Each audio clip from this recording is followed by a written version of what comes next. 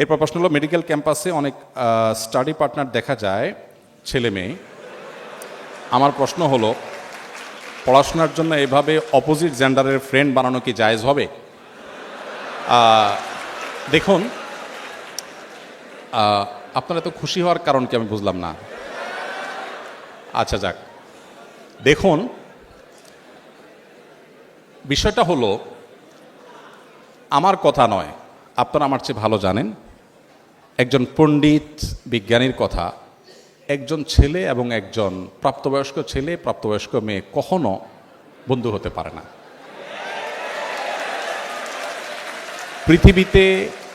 পৃথিবীতে মানুষের তৈরি 10টা শ্রেষ্ঠ মিথ্যার মধ্যে একটা মিথ্যা হলো এটা। আপনি যদি বলেন যে না আমার কোনো অসুবিধা হয় না,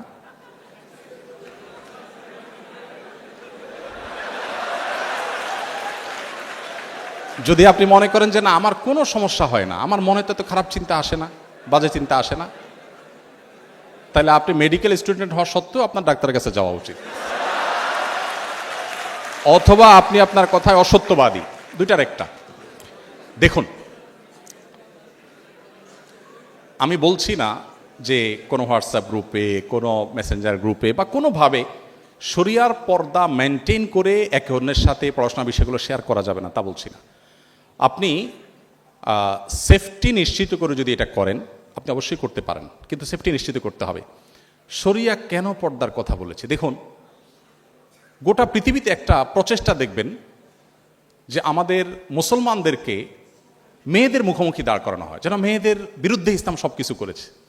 আমরা গত পরশুদিন সম্ভবত বুয়েটে আলোচনা করেছিলাম যে আমাদের প্রিয় নবী সাল্লাল্লাহু আলাইহি ওয়াসাল্লাম নারীদের জন্য কি করেছেন। খুব বেশি সময় পাই না, যতটুকু পাইছি আমি চেষ্টা করেছি বলার। আপনি যদি এটা নিয়ে পড়াশোনা করেন আপনি অবাক হবেন। আজকের নারীবাদের স্লোগান ধরা মানুষগুলোর জন্মের ১৫০০ বছর আগে প্রিয় নবী সাল্লাল্লাহু আলাইহি ওয়াসাল্লাম নারীদেরকে পাতাল থেকে তুলে আকাশে রেখে গেছেন। অনেক আলাপ, সেদিকে আমি যাব না। আমি শুধু এটুকু বলবো যে আল্লাহ রাব্বুল আলামিন যে বিধানগুলো দিয়েছেন আমাদের কল্যাণার্থে দিয়েছেন, আমাদের ক্ষতির জন্য দেননি। আমরা মানুষ তার বিরুদ্ধে নিজেদের বুদ্ধি থেকে অনেক কিছু এক্সপেরিমেন্ট করতে গিয়ে একটা সময় আমরা সারেন্ডার করতে বাধ্য হই। আপনি পশ্চিমে দেখেন, পশ্চিমা পৃথিবীতে দেখেন, নারীদেরকে ইসলামের মুখোমুখি করার চেষ্টা করা হওয়া সত্ত্বেও সেখানে ইসলাম গ্রহণকারী মানুষদের মধ্যে পুরুষদের চাইতে নারীদের সংখ্যা সবচাইতে বেশি। আজকেও দেখলাম অনেকগুলো কম্পিটিশন আমার বোনরা এগিয়ে আছেন।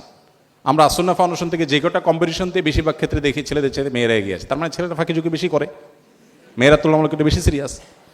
তো বোনদের সাথে ভাইদের অর্থাৎ ছেলে মেয়েদের পরস্পর যদি পড়াশোনার বিষয়গুলো শেয়ার করতে গিয়ে ফিতনামুক্ত পরিবেশে করা যায়, যেখানে আসলে কোনো প্রকার ফিতনার আশঙ্কা থাকবে না, হতে পারে সেখানে অনেকে আছেন, একান্তে একজন নাই, শুধুমাত্র একজন এবং একজন যদি হয়, অর্থাৎ একজন ছেলে একজন মেয়ে, তখন অন্টন আলাপ করতে করতে সেখানে নানাবিধ ফিতনার দিকে চলে যায়, নানাবিধ শয়তান মনের ভিতরে ওয়াসওয়াসা নিয়ে আসে। দিন শেষে আমরা মানুষ, গোটা পৃথিবীতে আপনি দেখেন এই উন্মুক্ততা এবং পর্দাহীনতার যে কালচার, এই কালচারকে যারা ডেভেলপ করেছে তাদের কোথাও মেয়েরা সেফ নেই, নিরাপদ নাই।